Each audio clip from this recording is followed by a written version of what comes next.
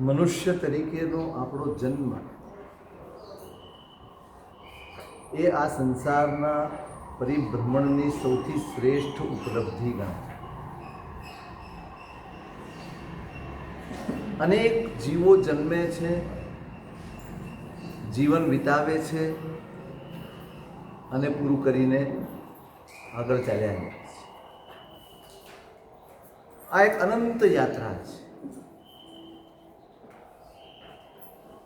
જ્યાં જન્મ મળી જાય ત્યાં જ પૂરું થઈ જાય અને આગળની યાત્રા ઉપર વધી જવા. ઉદ્દેશ્ય કોઈની પાસે નથી હોતો. તમે મનુષ્યને જોશો ને તો પણ કોઈની પાસે જીવન જીવે છે, માથે પડેલું બધું કરતા હોય એમ જીવન જીવે છે. કેવી રીતે જીવે છે? આમ બધું માથે પડ્યું હોય ને, કંટાળીને, હારેલા, થાકેલા, ઉભગી ગયેલા, એ રીતે જીવન પસાર કરનારા અનેક જીવો છે. સાચી દિશા જ મળતી નથી અને જેની પાસે ઉદ્દેશ્ય નથી ને એને જીવન સ્વયં બોજ બની જાય છે, જીવન ભાર બની જાય છે, જીવન વેંઢારવું પડે છે. એક હમાલની જેમ, એક મજદૂરની જેમ એ પોતાના જીવનને ઢસડે છે. મહત્વની વસ્તુ છે કે જીવન સમજાવવું, અને મોટા ભાગે જીવનના છેડા સુધી માણસ આનાથી જ ચૂકી જાય છે. એક જ વસ્તુ સમજાય છે અને વ્યાપકપણે એક વાતાવરણ છે, આજીવિકા. બે વસ્તુ છે, એક જીવન છે અને એક આજીવિકા છે. બંને અલગ છે. આજીવિકા એ જીવનનો એક બહુ જ સામાન્ય હિસ્સો છે, સંપૂર્ણ જીવન નથી. જીવન તે જેમાં ઉદ્દેશ્ય હોય, જીવન તે જેમાં એક એમ હોય, લક્ષ્ય હોય, એને જીવન કહેવાય. સૌથી પહેલી જરૂરિયાત આ જ છે કે દરેકની પાસે એક લક્ષ્ય, એક ઉદ્દેશ્ય હોવું જરૂરી છે. આ પહેલો મુદ્દો છે. શું જરૂરી છે? ઉદ્દેશ્ય હોવો જરૂરી છે. પોતાની જાતને તપાસે કે મારે કઈ દિશામાં જીવવું છે, કઈ રીતે જીવવું છે, મારે શું થવું છે.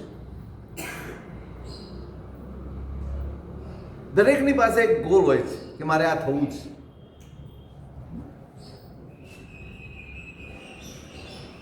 પણ એનો સંદર્ભ શું છે? આપણે કશુંક થવા માંગીએ છીએ તો કેમ? ઘણા કહેશે હું ડૉક્ટર થવું, મારે એન્જિનિયર થવું, મારે CA થવું છે, મારે MBA થવું છે, કે આઈધર કોઈ પણ વસ્તુ. ત્યાં કેમ જવું છે? એટલે એક જ દેખાશે, જ્યાં જશો ત્યાં. આજના શિક્ષણમાં પણ આ જ પરિસ્થિતિ છે. શું શીખવાડવામાં આવે છે? આ ડિગ્રી લઈને શું મેળવવાનું? આજીવિકા એ કેન્દ્ર બની ગયું છે અને જીવન સાવ ગૌણ બની ગયું છે. આજે માણસ બધું જ હોવા છતાં પરેશાન છે, ચિંતામાં છે, ડિપ્રેશનમાં છે, ક્યાંય સાંધો સૂઝતો નથી. આ ભાર કેમ બન્યું? બધી જ સગવડ, અનુકૂળતાઓને સાધનો છતાં જિંદગી ભાર કેમ બની ગઈ?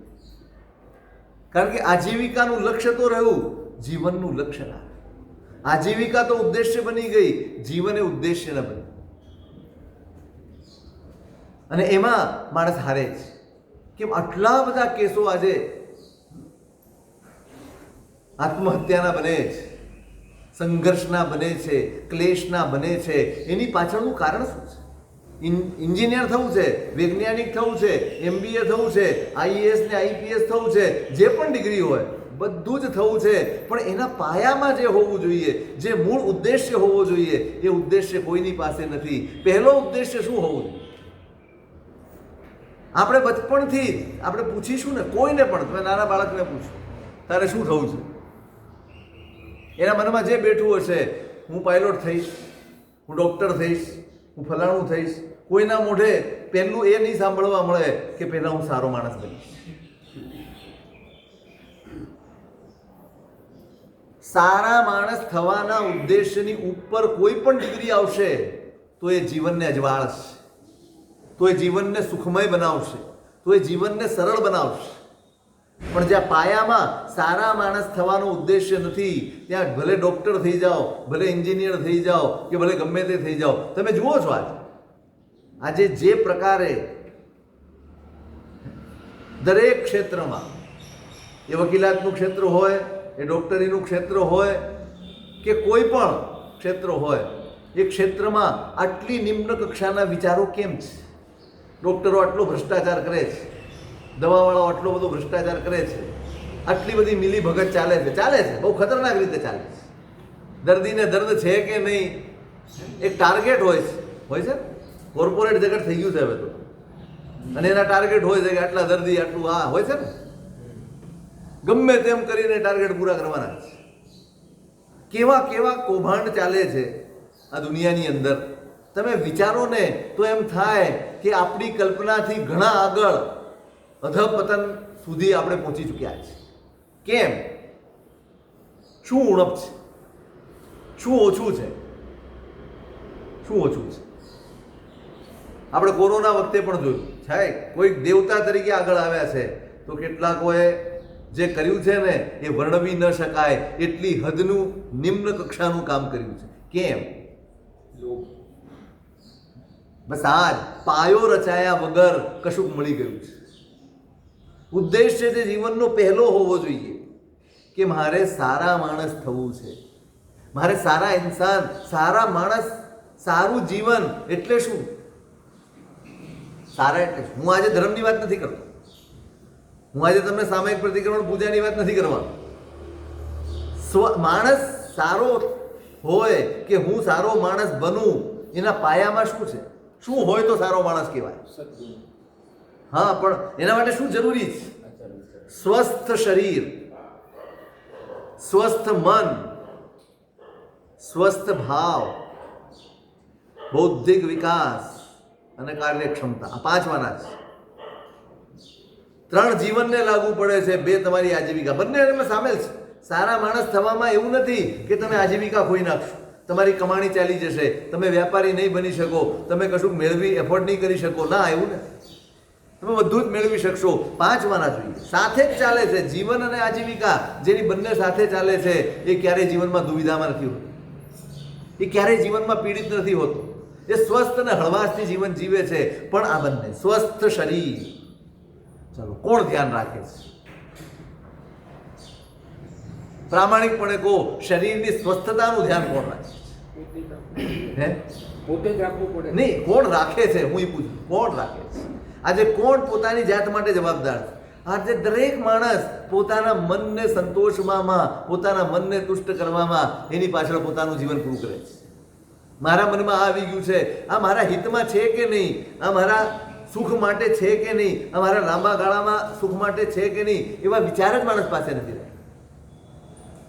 બસ આ ખાવું છે તો ખાઈ લેવું છે, આ પીવું છે તો આ પી લેવું છે, આ કરવું છે તો આ કરી લેવું છે. બસ જે મનમાં આવ્યું એ કરે જ જાઓ. સ્વસ્થ શરીરનું નિર્માણ પાયો છે ભાઈ. શરીર સ્વસ્થ નહીં હોય તો મન પણ સ્વસ્થ નહીં, અને મન સ્વસ્થ નહીં હોય તો ભાવ પણ સ્વસ્થ નહીં. ક્યારેક તમે ઓબ્ઝર્વ કરજો, ક્યારેક બેસજો, ટ્રાન્સપરન્સી રાખીને બેસજો કે આખા દિવસમાં મારી તબિયતને, મારી સ્વસ્થતાને હાનિ પહોંચાડે એવા ભાવો કેટલા આવે છે.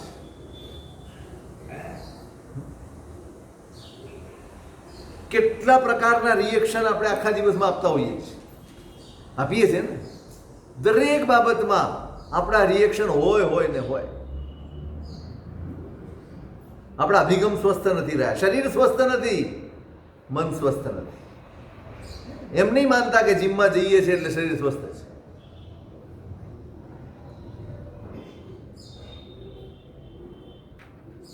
શરીર સ્વસ્થ જોઈએ, પછી મન સ્વસ્થ જોઈએ.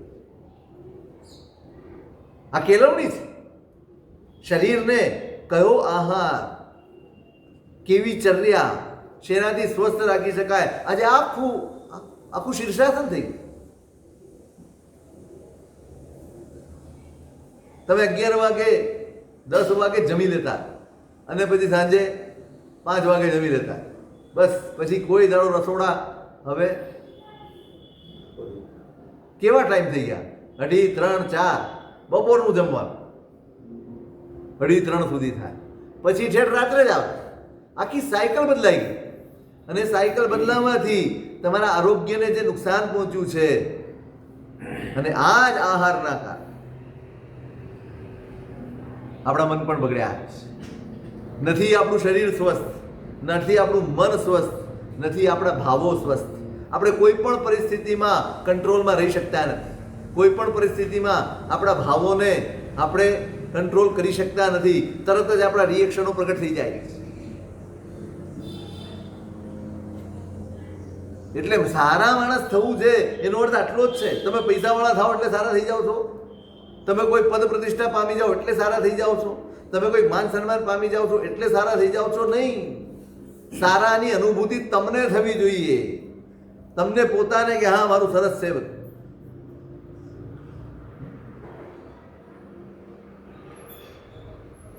સ્વસ્થ શરીર, સ્વસ્થ મન, સ્વસ્થ ભાવ, બૌદ્ધિક વિકાસ, આ બધું જોડાયેલું છે. જેટલું શરીર સ્વસ્થ, જેટલું મન સ્વસ્થ, જેવા ભાવો સ્વસ્થ, એવો બુદ્ધિનો વિકાસ. સ્વસ્થે ચિત્તે બુદ્ધય સંભવંતી. નીતિકારો પણ એમ કહે છે કે જ્યાં બુદ્ધિની સ્વસ્થતા છે, જ્યાં ભાવોની સ્વસ્થતા છે, જ્યાં મનની સ્વસ્થતા છે, ત્યાં બુદ્ધિ એટલે કે દીર્ઘદર્શિતા તમારા જીવનમાં આવે છે. એમ તો ઘણી બુદ્ધિ છે આપણામાં. એમ તો અભયકુમારને આટે એવી બુદ્ધિ છે આપણી. ભલ ભલાને સીસામાં ઉતારી દેવાની. પણ એ બુદ્ધિ જે પોતાનું અને બીજાનું કોઈનું અહિત ન થવા દે અને એકબીજાના હિતમાં કામમાં આવે, એવી સ્વસ્થ બુદ્ધિની અહીંયા વાત છે. બૌદ્ધિક વિકાસની દ્રષ્ટિએ આજનો જમાનો બહુ ખતરનાક છે. જે રીતે બુદ્ધિનો વિલાસ, અત્યારે વિલાસ ચાલી રહ્યો છે, બુદ્ધિનો વિલાસ, બુદ્ધિનો વેપાર, બધું જ બુદ્ધિ ઉપર ચાલી રહ્યું છે. અને એના ખતરનાક પરિણામો દરેક માણસે પોતાના જીવનમાં ભોગવવાના આવી રહ્યા છે. તમે જુઓ આજની જનરેશન જુઓ. સાવ 2.5 વર્ષનું ઢીંગલું હશે ને, તમે એના મગજ વિચારશો તો એમ થશે કોમ્પ્યુટર જ છે આ લોકો. આ જીવતા કોમ્પ્યુટરો છે. અને અત્યંત જોખમી ક્ષયોપશમ છે આ લોકો. તમે બોલો છો, તમે વાતચીત કરો છો, બધું જ એ લોકોમાં રેકોર્ડિંગ થઈ રહ્યું છે. બધું જ ગ્રહણ થઈ રહ્યું છે. અને એક દાડો અચાનક તમારી આંખ સામે વિસ્ફોટ થાય, એવો શબ્દ બોલી જાય, એવી વાત બોલી જાય, એવું વાક્ય બોલી જાય, તમને એમ થાય ક્યાંથી શીખ્યા. એટલે આજનું વાતાવરણ આખું બૌદ્ધિક વિલાસનું વાતાવરણ છે. પણ એ બુદ્ધિની વાત એ નથી. સ્વસ્થ બુદ્ધિ, બુદ્ધિ પણ સ્વસ્થ, બુદ્ધિનો વિકાસ છે. અને તમારી કાર્યક્ષમતા, જ્યાં શરીર, મન, ભાવ અને બુદ્ધિ સ્વસ્થ હોય ત્યાં જ તમારી કાર્યક્ષમતા. આપણે ગધેડાની જેમ મજૂરી કરીએ. માણસ બૌદ્ધિક હોય, બુદ્ધિશીલ હોય અને એની કાર્યક્ષમતા જો સ્વસ્થતા હોય ને, તો એની કાર્યક્ષમતા એવી હોય, જે કામ આપણે 2 કલાકમાં કરીએ છીએ 1 કલાકમાં પૂરું કરે છે. ઉદ્દેશ્ય સૌથી મહત્વની મુદ્દો છે. પહેલો, જીવનનો કોઈક ઉદ્દેશ્ય હોવો જોઈએ. અને પહેલો ઉદ્દેશ્ય, બીજા ઉદ્દેશ્ય તમારા હિસાબે. પહેલો ઉદ્દેશ્ય તો ફરજિયાત છે કે મારે સારા માણસ થવું છે. એના પાયા ઉપર જે રચાય છે એ તમારા આખા જીવનને અજવાળે છે, આખા જીવનને સ્વસ્થ બનાવે છે. તમને સ્વસ્થ કરે છે એમ નહીં, તમારી સાથે જોડાયેલા, તમારી સાથે સંપર્કમાં આવનારા દરેકને એની સારપનો અનુભવ થાય છે. તમારે ત્યાં એવા ડોક્ટરો પણ છે ને? કેવા ડોક્ટર? આ આઈ કે વીજળી વાળા તમે જુઓ કેવી. તમે તો બધા વાંચ્યા હશે ને એમને, એમનું જીવન વાંચ્યું હશે. કેવા સંઘર્ષમાંથી, કેવી પરિસ્થિતિઓમાંથી ઉપર આવીને પણ માણસ કેટલો બધો ડાઉન ધ અર્થ, શું એમ કહેવાય ને, down the earth, down to earth, કેવું જીવન જીવે છે. આવો તો અનેક દાખલાઓ છે. નિમિત્ત ઓઝા. હે નિમિત્ત ઓઝા. નિમિત્ત ઓઝા છે. ભાવનગરમાં તો આવી ઘણી વિભૂતિઓ છે, તમે તો ઓળખતા જ નહીં હોય ઘણા બધા. આ સુભાષ ભટ્ટ છે, ઓળખો છો? બહુ બધા ઓળખે છે. સાવ વલગારી માણસ, મળવા જેવો માણસ છે. પણ જેની પાસે જીવનનો પહેલો ઉદ્દેશ્ય છે કે મારે સારા માણસ થવું છે, એ પછીના બીજા કોઈ પણ ઉદ્દેશ્યમાં એ સફળ થવાનું છે. એક વાત બરાબર સમજજો, તમને પૈસો મળી જશે, તમને માન પ્રતિષ્ઠા મળી જશે, તમને જ્યાં જશો ત્યાં તમારી આવભગત થઈ જશે, તમે કંઈક બની જશો તો. પણ જો સારા માણસ થવાનો ઉદ્દેશ્ય નહીં હોય ને, તો એ જ બધી વસ્તુઓ તમારા જીવનમાં બોજ બની જશે, તમને હરાવશે, તમને થકવી નાખશે. એટલે પહેલું છે તમારા જીવનનો કોઈ ઉદ્દેશ્ય હોવો જોઈએ. જેની પાસે ઉદ્દેશ્ય નથી ને, એની ઉર્જા, એની શક્તિ એ વેડફાય છે. સામાન્ય રીતે જોજો, તમે કંટાળ્યા હો અને એમ થાય કે ચાલ થોડી વાર ટીવી જોઈ લઈએ, એટલે તમે રિમોટ હાથમાં લો. હવે તમારી પાસે નક્કી નથી શું જોવું છે. તમે અડધો કલાક બેસશો, કેટલી ચેનલ ફેરવશો? અડધો કલાકમાં એ ચેનલો ફેરવ્યા જ કરશે. તમારી સમગ્ર ઉર્જા ક્યાં ખર્ચાઈ ગઈ? અને તમે પામ્યા શું? અડધો કલાક ખર્ચીને તમે કશું જ નહીં, બધું મૂકીને, જેમ છાપું વાંચે ને લોકો, આખે આખું અથથી ઇતિ વાંચી જાય અને પછી કે આજે કાંઈ નથી છાપા. તો એ અડધો પોણો કલાક મંડાણો તો એને મળ્યું શું? શું પામ્યા? ઉર્જાનો વેડફાટ થઈ રહ્યો છે. આપણી પાસે આયોજન જ નથી જીવન. રોજ સવારે ઉઠીને આખા દિવસનું કોઈ આયોજન ખરું કે પછી લાગી જ પડો છો? કોઈ શિસ્ત ખરી આપણી? હા, ઉદ્દેશ્યની વાત કરું છું. એક જીવનનો ઉદ્દેશ્ય હોય જે સૌથી શ્રેષ્ઠ હોય. તમે પાલિતાણા જાઓ તો તમારો ઉદ્દેશ્ય હોય કે મારે દાદાના દરબારે પહોંચવું છે, તો કેવી રીતે પહોંચો? પગથિયું ચડ્યા કરો એટલે તમારા દાદાનો દરબાર આવે.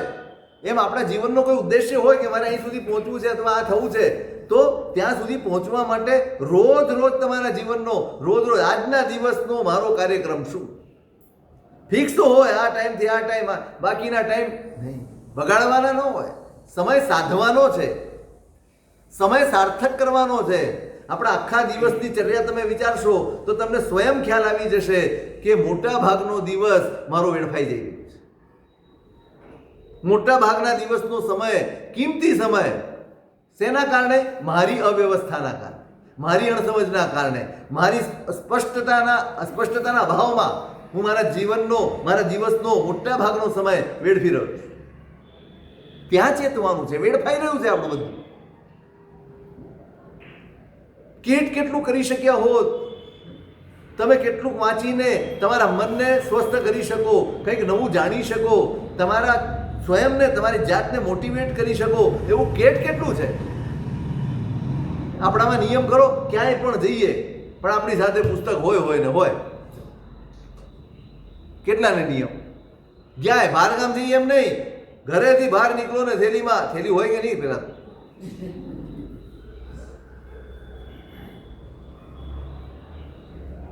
નગીન દાદા હતા, એક લાલ થેલી લઈને નીકળતા. હા, નગીનભાઈ સામે મનીષના પપ્પા, કાયમ એના હાથમાં લાલ થેલી ફિક્સ જ હોય. પણ જ્યાં જાઓ ત્યાં, ચાલો તમે બસ સ્ટેન્ડ જઈ રહ્યા છો કે રેલવે સ્ટેશન જઈ રહ્યા છો, ટ્રેનને હજી અડધો કલાક નિવાડશે, શું કરશો? કોઈ ઉદ્દેશ્ય નથી ને, માટે એ કિંમતી સમય તમે વેડફી રહ્યા. તમારા જીવનની કિંમતી ક્ષણો જેમાં તમે સભર થઈ શકો, તમારી જાતને મોટિવેટ કરી શકો, ઉન્નત કરી શકો, તમારા વિચારો બદલી શકો, એવું કેટલું હોય છે. પણ એ બધાથી વંચિત રહી જઈને પછી બેગની આજુબાજુ મંડરાવાનું, કોણ આવ્યું કોણ ગયું એની સામે જોવાનું, હજી ટ્રેન કેમ નથી આવી, એ રાડો જ ઉપાડો. ડાફોડિયામાં આયોજનના અભાવમાં કેટલી ઉપલબ્ધિને આપણને એમ કહીએ સાહેબ ટાઈમ જ નથી, નવરાને ટાઈમ નહીં એમ કહેવાય. ટાઈમ નથી. શું છે આપણી પાસે? તો પછી ટાઈમ નથી તો શું છે? ઉદ્દેશ્ય રોજ સવારે ઉઠીને શરૂઆત કરો. હવે જીવન બદલવું છે, સ્વસ્થ જીવન જીવવું છે, પ્રસન્ન જીવન જીવવું છે. એક વાત બરાબર સમજી રાખજો, જેટલું બહારથી ભેગું કરશો, તમારી અંદરની સ્વસ્થતા, તમારી અંદરની સારપને ઉજાગર નહીં કરો તો આ દુનિયાનો કોઈ પદાર્થ, દુનિયાની કોઈ પરિસ્થિતિ તમને સુખી કરી શકશે નહીં. સુખ તો અંદર જ છે. આ તો કદાચ થોડુંક સહાય કરી આપે તમને કે હા મારી પાસે આ છે. આ બધી જ વસ્તુઓ, બધા જ પદાર્થો તમારા ઈગોને થોડાક સંતોષે છે, તમને સુખી નથી કરતા. બસ મારો ઈગો સંતોષાય છે એને હું સુખ માની લઉં છું. આ જ સૌથી મોટું અજ્ઞાન ને ભ્રમ છે. શું સંતોષાયું? તમારા ઘરમાં BMW આવી ગઈ તો શું થયું? શું ઈગો સંતોષાયો કે બીજું કાંઈ? તમે 4 જણાને કહેશો કે હું કરોડ રૂપિયાની ગાડી લાવ્યો, કેટલા દિવસ એનો ચામ? કોઈ તમને 2 દિવસ પૂછશે, પછી ત્રીજે દિવસ થઈ ગયું, પછી મન પાછું એમાંથી, પછી કોઈક નવું મોડલ આવશે, વળી એડવર્ટાઇઝ દેખાશે એટલે એમ થશે કે હવે આ બદલી નાખ. તમારી પાસે જો આયોજન નહીં હોય જીવનનું, કરો, શરૂઆત કરો. સવારે ઉઠીને પહેલું કામ આ કરો, આજના દિવસને મારે કેવી રીતે ગોઠવવો છે, કરો, ટેવ પાડો. રાત્રે નક્કી કરી દો કે આવતીકાલનું મારું મિશન શું, મારું વિઝન શું, મારે ક્યાં સુધી જવું છે. આજના દિવસને તમે જો દિવસ ગોઠવી શકો ને તો તમારી પાસે ભરપૂર ટાઈમ છે, ભરપૂર ટાઈમ છે. તમે કુમારપાળ ભાઈને જુઓ, કુમારપાળ વિશા અત્યારે તો અસ્વસ્થ છે એટલે સમજી લીધું, પણ અમે જોયા છે એમને કલીપુર. આપણને આશ્ચર્ય થાય કે આટલા બધા કામો કરનારો માણસ આટલો બધો ફ્રી કેવી રીતે રહી શકે? દુનિયાભરના કામો છે, કેટલી સંસ્થાઓ સંભાળવાની છે, કેટલા કાર્યો સંભાળવાના છે, મોટા મોટા કાર્યો છે, નાના નથી. અને છતાંય એને દિવસમાં સ્વાધ્યાયનો ટાઈમ મળે છે, એને દિવસમાં વાંચનનો ટાઈમ મળે છે, એને દિવસમાં ગુરુ ભગવંતો આવે તો એની પાસે બેસીને ધર્મ ચર્ચા કરવાનો ટાઈમ મળે છે, બધો જ ટાઈમ મળે છે. અને આપણને નથી મળતો. કેમ? આપણી પાસે એમના કરતા કામ વધારે છે. તો શું છે? આયોજન નથી. સાચ છે પહેલું. ઉદ્દેશ્ય હશે તો આયોજન હશે, ઉદ્દેશ્ય હશે તો આયોજન હશે. અને આયોજન હશે ને તો તમે ઘણું મેળવી શકશો. આપણો સમય આમને આમ ચાલ્યો જાય છે. હવે 10 મિનિટમાં શું? ક્યાંક બહાર જવું છે, ઘરમાં બધા તૈયાર થઈ રહ્યા છે અને 5-10 મિનિટની વાર છે, બીજા બધા તૈયાર થાય, તમે તૈયાર થાવ. હવે 10 મિનિટ થાય ને માથાકૂટ કરવામાં છે, કેમ મોડું થયું, કેમ સમજતા નથી કે આના પણ તોય 10 મિનિટ થવાની છે. તમે બોલ્યા કરશો તોય 10 મિનિટ તો થવાની જ. એ કહીએ તો સર બીજી વખત ધ્યાન શું બીજી વખત 20 મિનિટ હોય છે ધ્યાન? પણ એકવાર કહી દો તોય ધ્યાન રહે. આમાં કેવું થાય, ઘણી વાર આપણા કકળાટના લીધે બીજી 2 વસ્તુ ભૂલી જાય એટલે બીજી 5 મિનિટ જાય. તો એટલા વર્ષોમાં એમને હવે જરૂર નહીં પડતી હોશિયારી. પણ વસ્તુ આ છે કે એ 10 મિનિટમાં તમે શું કરી શકો? શું કરી શકો?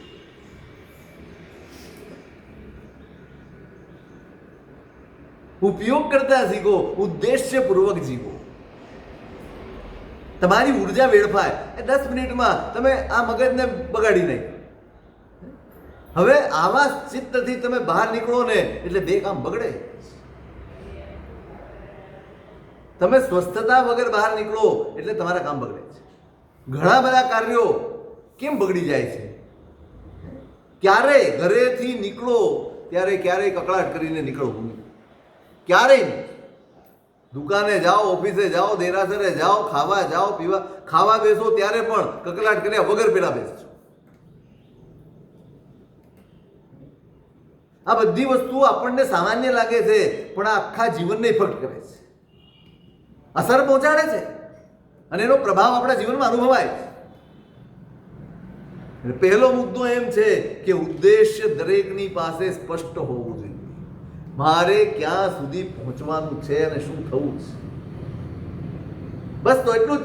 જેને ડોક્ટર થવું છે પછી તમારા સિલેબસમાં શું આવે, પછી એને ક્યાં ફોકસ કરવાનું? એ જ. જેને એન્જિનિયર થવું છે એના સિલેબસમાં એ જ આવે. કે જેને એન્જિનિયરિંગમાં ઉપયોગી હોય, બસ એના સિવાયનું બધા જ સમગ્ર ફોકસ દૂર કરી દે. તમારે વ્યાપારી થવું છે તો તમારું ફોકસ એટલું જ હોય. એમ જીવનમાં ફોકસ હોવું જોઈએ કે મારે આ થવું છે, મારે આ કરવું છે, મારે આ પ્રમાણે આગળ વધવું છે. તો તમારા જીવનમાં સ્વસ્થ અભિગમની વાત છે. બીજી વસ્તુ, નિરંતર સુધાર કરવાની ઈચ્છા. રોજ મારા જીવનમાં મિનિમમ 1% સુધાર થવો જોઈએ.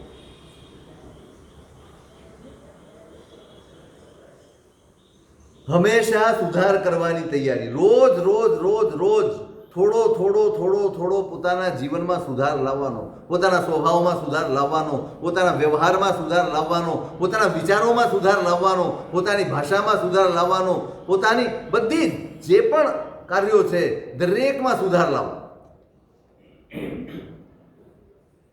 ઢગલા બંધ નબળાઈઓ પડી છે આપણી અંદર. ઘણી બધી વસ્તુ એવી પડી છે અને જેના માટે આપણે પણ ચિંતિત છીએ ને. કેવી રીતે સુધારશું? કેવી રીતે બદલશું આપણી જાતને? કેવી રીતે સ્વભાવને બદલશું? કોઈકનો સ્વભાવ ઉતાવળ્યો છે, કોઈકનો સ્વભાવ ચિંતાનો, વધુ પડતી ચિંતાનો સ્વભાવ. ટ્રેન નીકળી જશે તો પહેલેથી ચિંતા થઈ જાય. આ પ્રકૃતિ હોય છે. અને આપણા સ્વભાવના કારણે બીજા 10 જણા કે બીજો પરિવાર આખો આપણો સીધાયા કરે. સુધાર લાવવા ધીમે ધીમે ધીમે ધીમે પોતાની જાતને કન્વર્ટ કરવાની છે.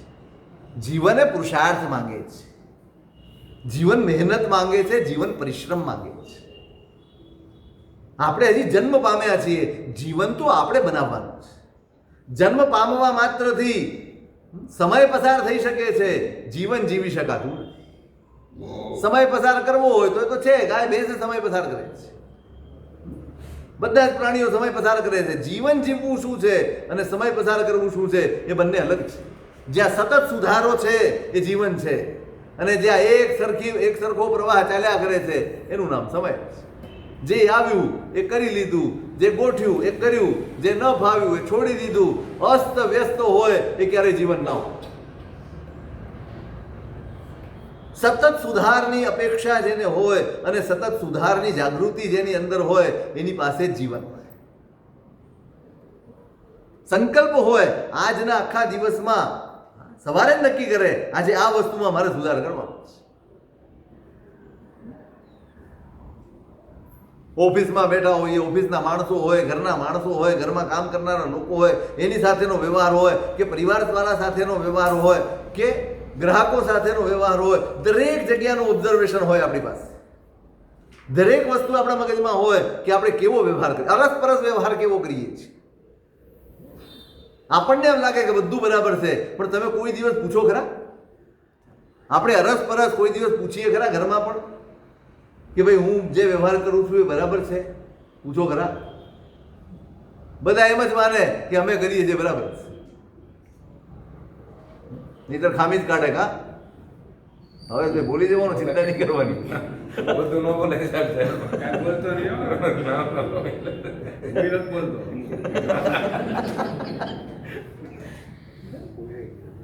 પણ તમે સમજો આ સુધાર છે ભાઈ. તમે કહો કે હા હું આમ કરું છું, તમારી દ્રષ્ટિ સાચી હોય, તમારી વાત સાચી હોય, તમારો એંગલ સાચો હોય, તમે વાત સાચી કરતા હો, પણ બને એવું કે તમારી રીત ખોટી હોય. તમારો આશય સાચો છે, તમે સાચું જ કરાવવા માંગો છો, તમે એનું સારું જ ઈચ્છો છો, પણ હવે થપ્પડ મારીને જ સાચું કરાવાય? મારી રીત ખોટી હોઈ શકે. આપણી પાસે એટલી નિખાલસતા હોવી જોઈએ કે આપણા જે જનો છે એને પૂછીને આપણા જીવનમાં સુધાર. કેમ ઈગો ત્યાં આપણો વાળો આવે? મારાથી પૂછાય કેવી રીતે? એ મારી ભૂલ કાઢે તો મારાથી સહન થાય કેવી રીતે? કેમ ભાઈ? કેમ પરિવાર લઈને ચાલો? એકબીજાની સાથેનો વ્યવહાર એકબીજાને અનુકૂળ હશે. એક વાત બરાબર સમજજો, એકબીજા સાથેનો પ્રસન્ન વ્યવહાર તમારા પુણ્યની વૃદ્ધિ કરે છે, તમારા ભાગ્યને ઉઘાડે છે. આપણે સમજતા જ નથી. જેટલી શાંતિ, જેટલી પ્રસન્નતા, જેટલી સ્વસ્થતા એકબીજાના સાથેના વ્યવહારમાં હોય એટલું ભાગ્યનો ઉદય જલ્દી થાય. જેટલા ક્લેશ ને સંક્લેશ વધારે, તમે કરો બધું જ સારું, પણ ક્લેશપૂર્વક કરતા હો, આગ્રહપૂર્વક કરતા હો, ગુસ્સાપૂર્વક કરતા હો, જીદપૂર્વક કરતા હો, તમારા ભાગ્યને આડે દરવાજા દો છો. સુધારને અવકાશ જ્યાં સુધી મનુષ્ય માત્રમાં સુધારને અવકાશ છે, કોઈ પણ હોય, કોઈ પણ કક્ષાએ હોય, સુધારો શક્યતા છે જ. કેમ નહીં સુધારવાનું? દુકાનના માણસો હોય, ક્યારેક સાંભળજો ખાનગીમાં એમની વાત, ખબર પડશે કે આપણે કેવા છીએ. અનુભવ તમે ખાલી ક્ષણભર માટે વિચારો કે આ જ જગ્યાએ મારી મજબૂરી હોય અને હું કોઈકને ત્યાં નોકરી કરતો હોઉં, જોબ કરતો હોઉં કે ક્યાંક કામ કરતો હોઉં, અને જે વ્યવહાર હું એની સાથે કરું છું એવો વ્યવહાર જો મારી સાથે થાય તો હું શું કરું? મને કેવું લાગે? ખાલી એટલું જ વિચાર. આપણને કોઈ સારા માટે કહેતું હોય પણ આમ તતડાવીને કહેતું હોય તો કેવું લાગે? પ્રેમથી કહી શકાય, બહુ જ પ્રેમથી કહી શકાય.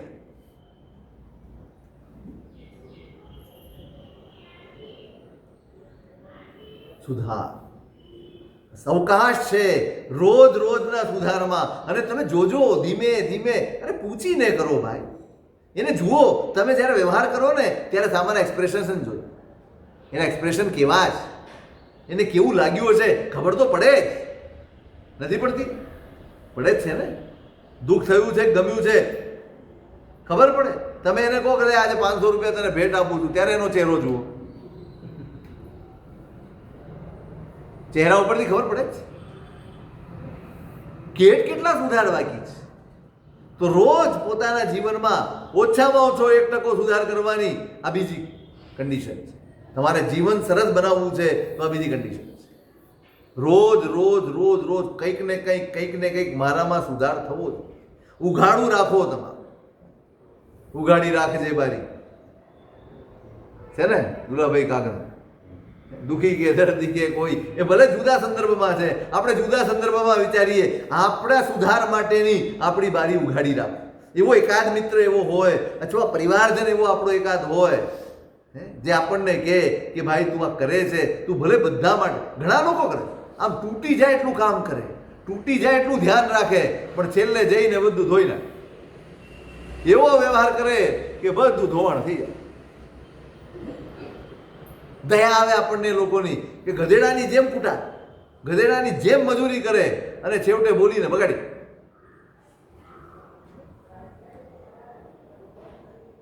પ્રસન્ન વ્યવહારની શરૂઆત સાહેબ રસોડાથી થતી હોય, અમારો તો આખો દિવસ સારો જ જાય. આમાં એવું છે ને, એકબીજાને સમજવાની તૈયારી હોવી. આપણને ફરિયાદ હોય છે પણ સમજણ નથી હોતી. તમે કોઈ દાડો, એક મિનિટ, તમે બહારથી આવ્યા, બરાબર? હું ઘણીવાર કહું છું કે તમે જ્યારે ઘરેથી બહાર નીકળો ને તો તમને 50 માણસ મળે છે, અનેક લોકો મળે છે, જેની સાથે તમે વાતચીત, કનેક્શન બધું જ ચાલતું. આ લોકોને કોણ મળે? સાંજ સુધી તમે ન આવો ત્યાં સુધી એ કોઈ વાત કરી શકે? કોઈને કરી શકે? કારણ કે બહાર તો તમને ફોન કરાય નહીં, કામમાં હો. કામમાં હો. અને ધારો કે તમે આવ્યા ઘરે અને અચાનક એમણે અકલામણ કાઢી તો તમે શું? આપણે શું કહીએ? અકળાઈ જઈએ. એક તો થાકીને આવ્યા છીએ, આખા દિવસની આટલી બધી મહેનત કરીને આવ્યા છે અને અકળાય. તમે એટલું તો સમજો કે ક્યારે અકળાયા છે. સાંભળી લો એક વાર, બરાબર સમજો. જ્યારે ચિત્ત સ્વસ્થ નથી, અકળામણ છે, એવા વખતે તમે જો કંઈક ઉપદેશ આપવા જાઓ ને તો પાછું તમારી ઉપર જ આવે. આ હકીકત છે. એ બધું જ બુમરેંગ થાય, રિબાઉન્સ થાય, તમારે જ માથે પાછું આવે. ઉપદેશ આપવો ક્યારે છે? શાંત થઈ જાય ત્યારે. ચંડ કૌશિકને ક્યારે ભગવાને કીધું? ચંડ કૌશિકને ભગવાને ક્યારે ઉપદેશ આપ્યો? હે? તો યાર ભગવાન જ દાખલો આપે છે તમને. સામો માણસ બધું કહીને શાંત થઈ જાય ને, પણ તમે સાંભળો ને ત્યારે એટલું ધ્યાન રાખજો, અકળાઈને ન સાંભળો. શીખવાડી દઉં તમને ટ્રીક. પ્રેમથી સાંભળો ને. તમે એ વાત સાંભળો છો, તમે એમની વાત સ્વીકારો છો, એટલી એને પ્રતીતિ થઈ જશે ને તો પછી તમે જે કહેશો એ સ્વીકાર. ખાટલે મોટી ખોટ એ છે કે હજી શરૂ કરે પેલા તો આપણો ઉપદેશ ચાલુ થઈ જાય. તમે જ્યારે જો ત્યારે અકળાતા જો છો.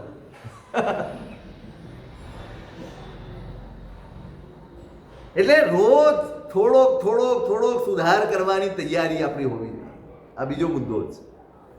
ત્રીજો મુદ્દો છે રોજ નવું શીખવાની માનસિકતા.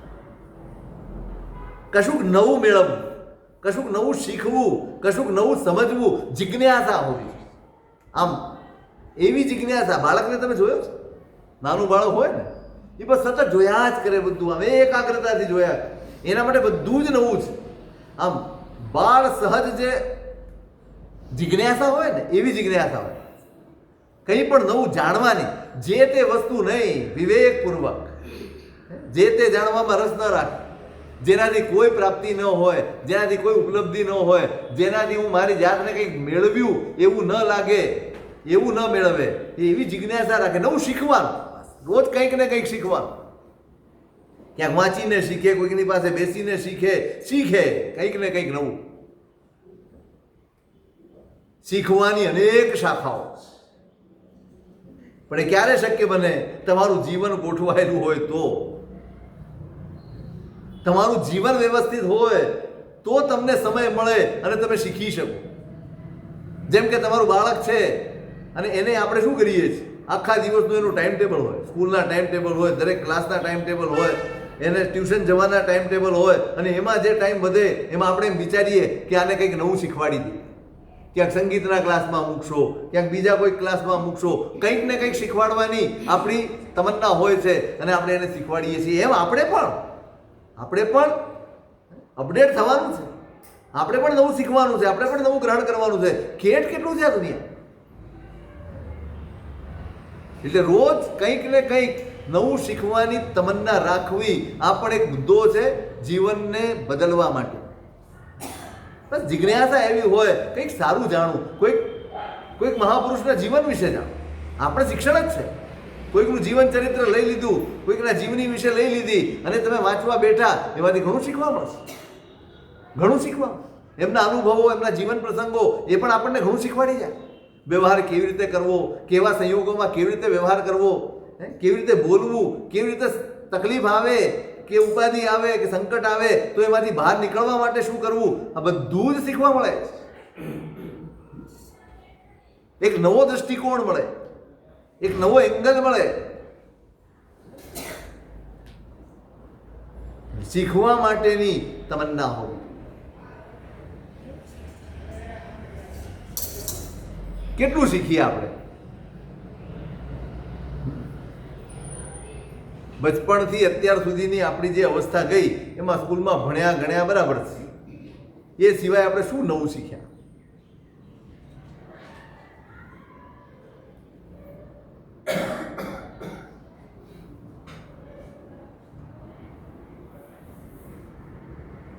અરે રસોઈ શીખવી ને એ પણ આવડત થયો. પેલા હતા, પેલા જે બી હોય ને ભાઈઓને રસોઈ આવડતી, કરી શકે, ન કરી શકે એવું નથી, કરી શકે. આ પણ શિક્ષણ છે, એમાં નાનમ નથી કાંઈ. હું શેનો રસોઈ કરું, હું ખાઈ શકું ને કરી ન શકું. કોઈ પણ વસ્તુ હોય શીખો, બસ નવું શીખવાની તમન્ના હોવી જોઈએ. કોઈ પણ પરિસ્થિતિને નવા એંગલથી જુઓ, કોઈના પણ વ્યવહારને જુઓ, કોઈના પણ જીવનને જુઓ તો તમને એક નવો એંગલ મળે. તમે તમારા જીવનમાં એને એપ્લાય કરતા શીખો. હા, આ રીતે બહાર નીકળી શકાય છે, આ રીતે વ્યવહાર કરી શકાય.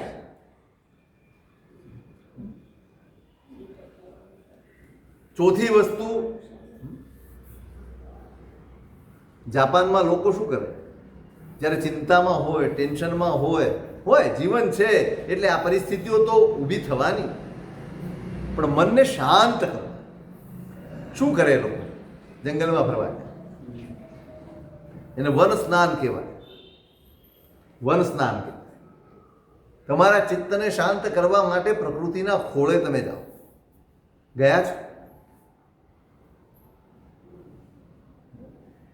અને ભીડ લઈને નહીં, ટોળું લઈને નહીં, ટેન્શન વધારે એવું. ત્યાં જઈને કંઈ આપણે પાછું જોઈએ ત્યાં ખાવાનું છે કે નહીં, ત્યાં પોપકોર્ન મળે છે કે નહીં. નહીં, આ બધામાં એકલા થવા માટે જવા, શાંત થવા માટે જવા, પ્રકૃતિના ખોળે જાય ને. આ પ્રકૃતિનો એનો સ્વભાવ જ એવો. પ્રકૃતિ શબ્દ જ એ છે, પ્રકૃતિ એટલે સ્વભાવ, એનો પ્રભાવ જ એવો છે. તમે એની અંદર જાઓ એટલે સહજપણે તમારા જીવનમાં, તમારા ચિત્તમાં શાંતિનો તમને અનુભવ થાય, તમને ઠારકું અનુભવાય, હાશ અનુભવાય.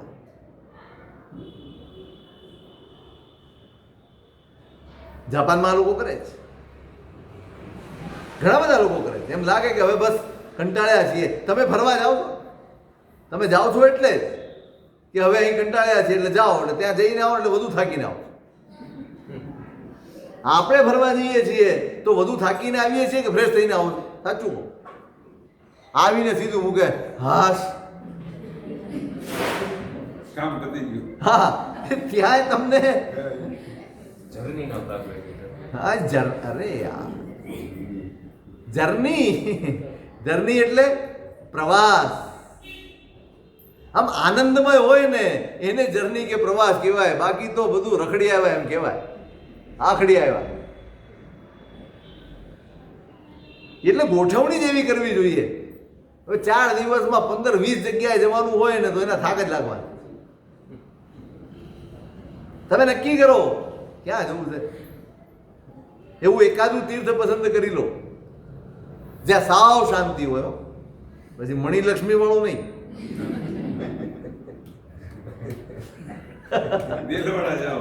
તમે મીરપુર જાઓ, તમે જાઓ મીરપુર જાઓ. ગયા છો? નથી ગયા ને કોઈ? 2-5 જણ કશું સાંજે 5 વાગે પૂજારી આરતી ઉતારીને રવાનો થઈ જાય. ત્યાં કાંઈ જ નથી. ચારે બાજુ પર્વત છે અને વચ્ચે દેરાસર. દેલવાડા જેવા દેલવાડા. અદ્ભુત જિનાલય છે અને બિલકુલ આ તમારી નવી પાવાપુરી છે ને એનાથી નજીકમાં છે બિલકુલ. પણ ગયા નહીં હો, પાવાપુરી જવાય ત્યાં ન જવાય.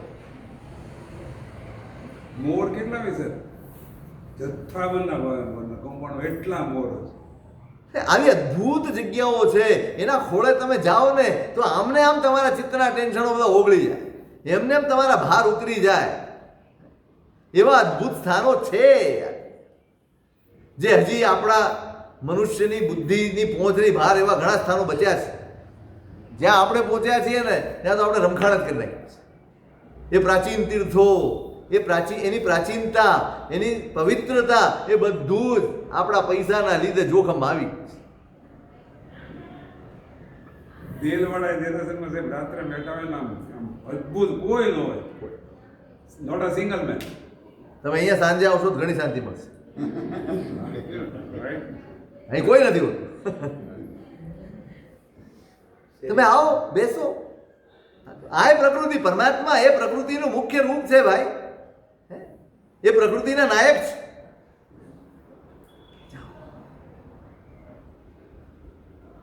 આ પણ તમારા જીવનનો હિસ્સો હોવો જોઈએ. બસ સાંજ તમે પણ નવરા પડો તો. આપણે નવરા જ નથી પડતા. નવરા પડે નીકળે રાત્રે 10 વાગે તો એમ થાય એમ કે 10 વાગે સુઈ જવાનું. ક્યારે સુવાનું? 10 વાગે તો ઘરેથી નીકળે અને પછી ઓટલા પરિષદમાં હાજરી આપે, ગંભીર ચર્ચાઓ કરીને પછી પધારે પાછા ઘરે. શું મળે મને એમ કહો? તમારા મનને સ્વસ્થતા મળે, તમારું મન શાંત સ્વસ્થ થાય. શું થાય? વનસ્નાન. હા, તમારા અંદરને એનર્જેટિક બનાવનારા તત્વો છે. એનર્જી આવે. તમે જેના ખોળે રહો છો એ પરમ શુદ્ધ છે. પ્રકૃતિ પરમ શુદ્ધ છે. નેચર, આ નેચર ક્યોર કહો છો, નેચરોપથી. નેચરોપથી શું છે? આ છે તમને પ્રાકૃતિક રીતે સાજા કરવાની એક તકનીક. એનું નામ છે નેચરોપથી. પ્રાકૃતિક રીતે સાજા કરવા, કોઈ દવા નહીં, માત્ર એવા ભૂખ્યા મારે. પ્રાકૃતિક રીતે તમને સાજા કરે, તમારા અંદરના રોગોને નિર્મૂળ કરે. આ નેચરોપથી. અહીં ત્યાં સુધી ન પહોંચવું હોય ને તો આ નેચર, આ પ્રકૃતિ, એના શરણે રહેવાનું. થોડી શુદ્ધ હવા મળે. આપણને તો હવાય નથી નસીબમાં શુદ્ધ. જ્યારથી ઉઠો ત્યારથી ધુમાડા જ મળે આપણને.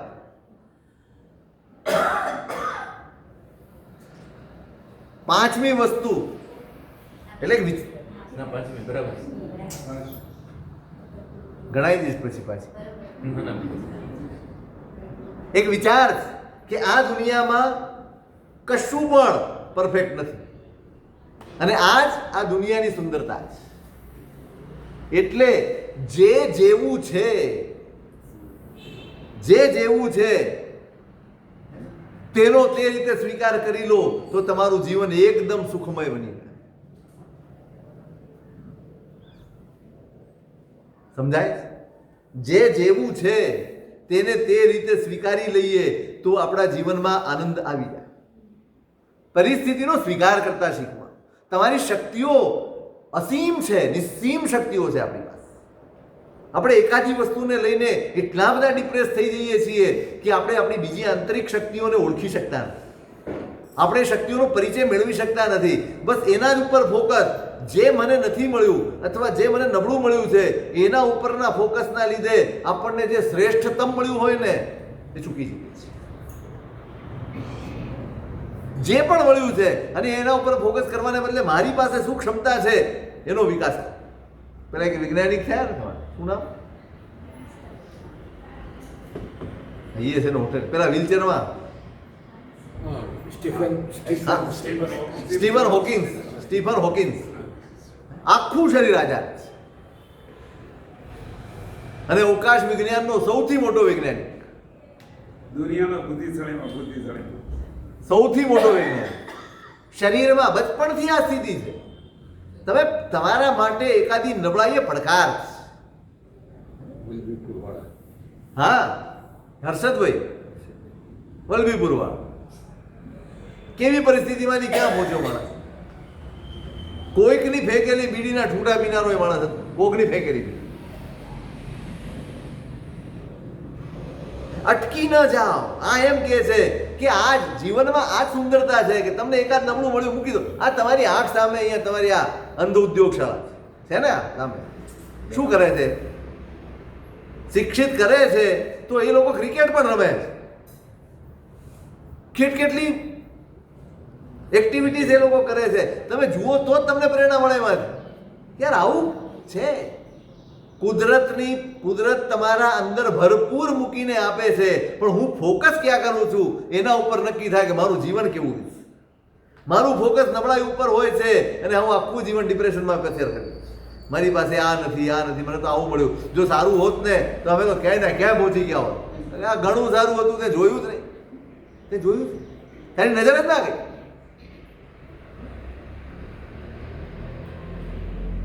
એકાદ નબળાઈને જે છે બસ આનાથી જ સંસાર સુંદર છે.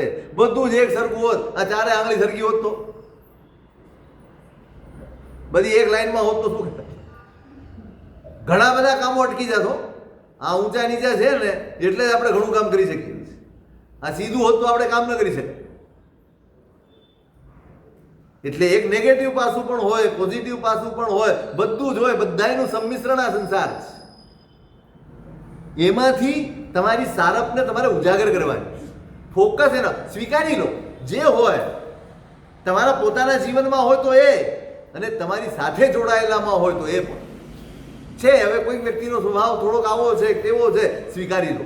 તમે જો સ્વીકારશો નહીં તો એ તમારા જીવનમાં બોજ બનીને ડિપ્રેશન બની જશે. તમારી શક્તિઓને ખલાસ કરી નાખશે, હણી નાખશે, હરી લેશે, તમારા સત્વને ચૂસી લેશે. એના ઉપરથી ફોકસ હટાવી અને બિલકુલ જે તમારી ક્ષમતા છે એના ઉપર આગળ. એ માણસ એક જ કામ કરી શકે છે એવું નથી, અનેક કામ કરી શકે છે. એક ઇન્દ્રિયની શક્તિ નથી તો બીજી અનેક ઇન્દ્રિયોમાં અનેક પ્રકારની ક્ષમતાઓ છે. આપણે ત્યાં તો લબ્ધિઓની વાત આવે છે. આંખથી સાંભળી શકે, કાનથી સૂંઘી શકે, તો એ શું છે?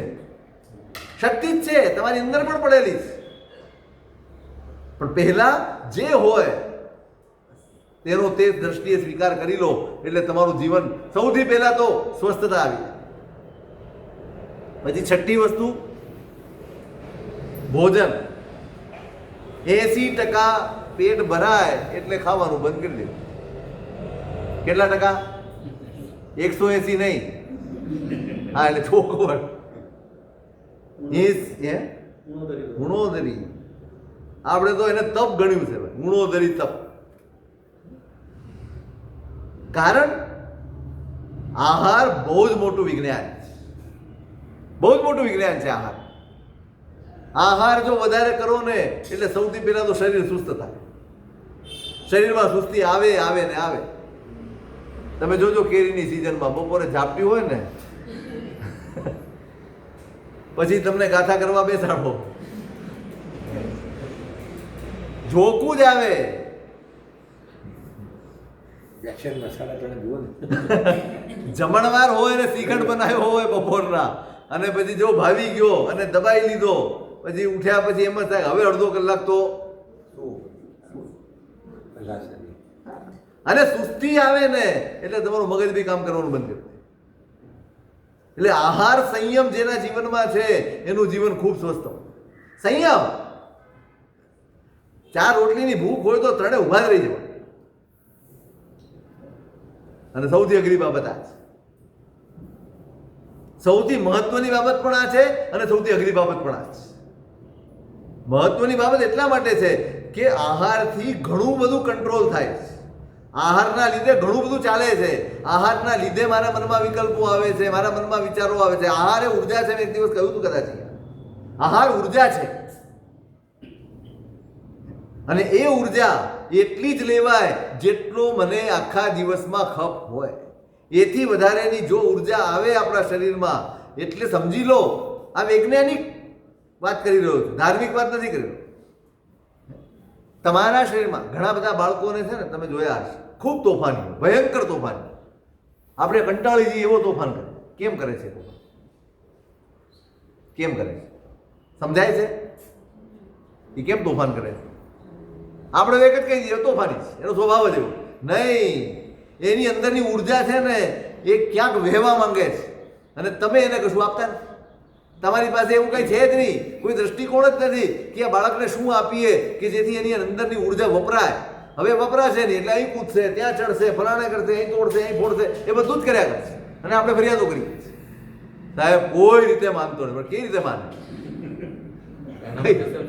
હે? એના માટે ઉર્જા વપરાય. એટલે એમાં એવું છે કે આ માણસોની બુદ્ધિ સખત કામ કરે છે, સક્રિય. હવે બુદ્ધિ ક્યાં વાપરે? તમે એને એમ કહે છે, મનોવિજ્ઞાન એમ કહે છે, બાળકને તમે પઝલ આપો, બાળકને એવી ગેમ આપો કે એમાં બુદ્ધિ વપરાય અને એમાં ડૂબી જશે, પછી તોફાન નહીં કરે. આપે જ જાઓ, આપે જ જાઓ. એક કરે, બીજી કરે, ત્રીજી કરે. એને એનું મગજ જો રોકાઈ રહેલું છે એમાં શું થશે? બુદ્ધિની પણ કેળવણી થશે. આમાં દિશા નહીં મળે. પાણીને દિશા આપો ને તો બધું જ લહેરાતું કરી દે, ખેતરના ખેતર લહેરાઈ જાય. અને જો દિશા ન આપો તો ગામના ગામ ઉજાડી દે. બસ આ જ કામ આ ઉર્જાનું છે. આ ઉર્જાને જો સાચી દિશા મળી જાય, તમે નાનું બાળક છે ચલો એને લગાડી દો, તમે એને રોજ કંઈક શીખવાડો, એને બેસાડો, ચલો આ બોલો તે બોલો, બચપણથી કરાવો. પછી તમને ખ્યાલ આવે કે તો બહુ તોફાની છે પછી કરવા જશું જ નહીં થાય. પહેલેથી તમે એને શીખવાડો, એની ઉર્જાને એક પ્રવાહ આપો. આ હમણાં એક વિડીયો આવ્યો છે ને, બધા જ વનબોધના કરવા આવે છે. 3.5 વર્ષનો દીકરો છે, 5 પ્રતિક્રમણ આવડે છે. કેવી રીતે આવડે છે? એના મા બાપે સૌથી સારું કામ કર્યું છે, એની ઉર્જાને એક દિશા આપી દીધી, એને કરાવે રાખે છે. હવે એમાં વપરાઈ ગયું, હવે તોફાન નહીં કરે, હવે ક્યાંય નહીં જાય. હવે એને એ જ છે કે મારે બોલવાનું છે, મારે યાદ રાખવું. વગર ચોપડીએ, વગર અક્ષર જ્ઞાને આટલું બધું આવડી જાય છે. ખૂબ શક્તિ છે એની અંદર, પણ તમારી પાસે ટાઈમ હોવો જોઈએ. તમારે એને ટાઈમ આપવો પડે. આ એમને તો થવાનું નહીં. તમે એમ કહો કે આવું નમો રેંતણ બોલ હતું ગોખ્યા કર, નહીં, તમારે જ ગોખાવું પડશે, તમારે જ સમય આપવો પડશે, તો જ એના જીવનમાં તમે ક્રાંતિ લાવી શકો. એનો ક્ષયોક્ષમ કરવાનો કે પુરુષાર્થ માતા પિતાનો? બંને કરો, પણ એના ક્ષયોપશમ નો ઉપયોગ કેવી રીતે કરશો? માતા પિતા સહયોગ કરશે તો ને, નહીતર શું થશે? કે બુદ્ધિ તો એની અંદર છે જ. આના ઉપરથી ખ્યાલ આવે છે કે ખૂબ બુદ્ધિ હશે, બુદ્ધિ એ જ ઉર્જા છે, એ શક્તિ છે. નહીતર ક્યાં વાપરશે? હું આમ કરું, હું તેમ, એના મનમાં જે આવશે કર્યા કરશે. પછી એને આપણે તોફાનનું નામ આપીએ. તો આ એક ઉર્જા છે, એમ આહાર પણ ઉર્જા છે. એ ઉર્જા આપણા અંતરમાં આવે. હવે તમે સાંજે ખાધું 10 વાગે, 9 વાગે, 8 વાગે, જે પણ ખાધું, એ પછી તમારી પાસે શારીરિક શ્રમ કશું છે જ નહીં. હવે આહાર ક્યાં જશે? ક્યાં જશે કહો? એ તમારા મનમાં કેમ ઊંઘ નથી આવતી લોકોને 2 વાગ્યા સુધી? યા ફ્લો છે ઉર્જાનો જે તમને ઊંઘવા જ નથી દેતો, અને એમાં તમે નિમિત્ત આપો છો મોબાઈલ કે ટીવીની લાઇટનો, અને એ આંખમાં પડે એટલે હોય તોય ઊંઘ ચાલી જાય છે ને? અનુભવ છે. મોબાઈલ બંધ કર્યા પછી તરત જ ઊંઘ આવે ખરી 2 મિનિટમાં? ના, ન જ આવે. એટલે આહાર સંયમ 80% પેટ ભરાય એટલે આહાર છોડી દેવાનો. અને ત્યાં સુધી આહાર ક્યારે લેવાનો? તમારી પાસે પછી 2 કલાક શ્રમ કરવાનો હોય ને ત્યાં સુધી જ આહાર લેવાનો. જો શ્રમ કરવાનો ન હોય તો આહાર લેવાનો જ. આહાર બંધ, હવે નથી શ્રમ કરવાનો, પૂરું થઈ ગયું, બંધ નહીં કરવાનો. અનેક અનર્થો આજે દુનિયામાં જેટલા અનર્થો છે, તમે એમ નહીં માનતા કે વિજ્ઞાનની શોધના લીધે અનર્થો છે. વિજ્ઞાનની શોધ એ આટલી બધી અસરકારક કેમ છે, આટલી અસર કેમ કરે છે? કારણ કે માણસની ઉર્જા પાસે બીજો કોઈ વિકલ્પ નથી, એટલે એ નેગેટિવમાં વહી જાય. હવે અંદર સંસ્કાર તો એક પડ્યા છે નબળા, નેગેટિવ સંસ્કાર પડ્યા છે, એનો પ્રવાહ ક્યાં જશે? એમાં જ વપરાશ. એમાંથી જ ક્રાઇમ પેદા થાય છે, એમાંથી જ વાસનાઓ પેદા થાય છે, એમાંથી જ કશાયો પેદા થાય છે, એમાંથી જ અનર્થો ઊભા થાય. લોકો એમ સમજે છે કે હવે શું મળ્યું કે મળશે, ખાઈ લો, પી લો, મોજ કરી લો, પૈસા છે, અહીંયા જઈ આવો, ત્યાં જઈ આવો, સ્પાઇસી ખાવું છે. એટલે આ શું કરવા? તમારી જિંદગી બરબાદ કરી રહ્યા છે. તમારા મનને, તમારા વિચારોને, તમારી સજ્જનતાને તમે બરબાદ કરી રહ્યા. આહાર તો બહુ મોટું ફેક્ટર છે, સમજીશું ક્યારેક બોલી. પણ આ એક મુદ્દો છે છઠ્ઠો, કે જ્યારે પણ તમે આહાર કરવા બેસો ત્યારે સંયમ. તમારે જીવનનું મહત્વ હોય તો, તમારે માત્ર ભૌતિક સુખોની જ કામના હોય તો ચાલશે, જેટલું ખાવું એટલું ખાવ. અને છેલ્લો, લાંબા સમય સુધી સળંગ કામ કરવાને બદલે એ કાર્યને વિભાજિત કરવું. એક સાથે મંડી પડ્યો, રાતની રાત જાગીને, આ આપણા છોકરાઓ આ જ કરે. પરીક્ષા આવે એટલે બે રાતના 3 વાગ્યા સુધી, 4 વાગ્યા સુધી ભણ્યા જ કરે. જે સમયમાં બુદ્ધિ કામ ન કરે ને એ સમયમાં ભણે, અને જે સમયમાં બુદ્ધિ ખરેખર કામ કરે તે સમય સુઈ જાય. હે છે ને? બસ 4 વાગે જ્યારે ખરેખર તમારું મગજ એક્ટિવ થઈને સરસ કામ કરી શકે, જે કામ એને 8 થી 4 માં કર્યું હોય એ 4 થી 6 માં કરી શકે, પણ એનો ઉપયોગ નથી કરી શકતો.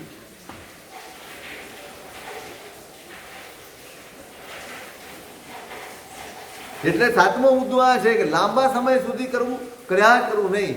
તમે 25 મિનિટ એક કામ કર્યું, કરો, પૂરી ઉર્જા સાથે કરો, પૂરી એકાગ્રતા સાથે કરો, અને પછી 5 મિનિટ તમારા મનને શાંત આરામ આપો, 5 મિનિટ માટે વિશ્રાંતિ લે, પછી ફરીથી શરૂ કરો. એક સાથ કરવામાં ઘણીવાર છે ને એવો વિક્ષેપ થઈ જાય છે, તમે અકળાઈ જાઓ, કંટાળી જાઓ, આરામ નથી મળતો ને એટલે પછી અકળાઈ જવાય. એટલે કોઈ પણ કામ સળંગ કરવાને બદલે એને વિભાજિત કરતા. સ્વાભાવિક છે, હવે 500 ઈંટ ચડાવવાની છે તો કેવી રીતે ચડાવશે? એક સાથે 500 નહીં લઈ જાય, એ 10 કરીને લઈ જશે એટલે થઈ જશે. હવે પોતાની શક્તિ ઉપરાંત જો ઉપાડવા જશે તો ઉપડી તો જશે એકવાર, પણ બસ પછી બીજી વારમાં દબાય નમાં કાંઈ નહીં થાય. એટલે કોઈ પણ કાર્ય આ જીવનને સરળ બનાવવાના ઉપાય, જીવનને સ્વસ્થ બનાવવાના ઉપાય. કોઈ પણ કામ હોય, એકાગ્રતાપૂર્વક 25 મિનિટ કર્યું, 5 મિનિટ આરામ, ફરી કર્યું, ફરી આરામ, તો કામમાં પણ સ્વસ્થતા રહેશે, અને કામ પૂરું થયા પછી પણ તમને થાકનો અનુભવ નહીં, તમને કંટાળો નહીં હોય, અને તમારો પરિશ્રમ ક્યાં અકળામણ નહીં બને. એટલે આ 7 વાના પહેલું જીવનનો એક ઉદ્દેશ્ય હોવું, જેથી કરીને તમારી ઉર્જા વેડફાય નહીં. બીજું, નિરંતર સુધારાની ગુંજાઈશ રાખવાની છે, સુધારો કરવાની તૈયારી રાખવાની. ત્રીજું, નવું શીખવાની તૈયારી રોજ. ચોથું, વનસ્નાન એટલે પ્રકૃતિના ખોળે થોડોક સમય વિતાવવો.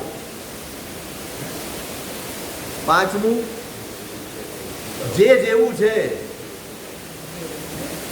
એની નબળાઈ જોયા વગર જેવું છે તેવો સ્વીકાર કરીને આગળ વધો.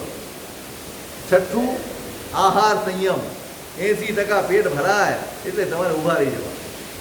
અને સાતમું, કોઈ પણ કામને વિભાજિત કરીને સ્વસ્થતાપૂર્વક પૂરું કરવું. એપ્લાય કરી જોજો.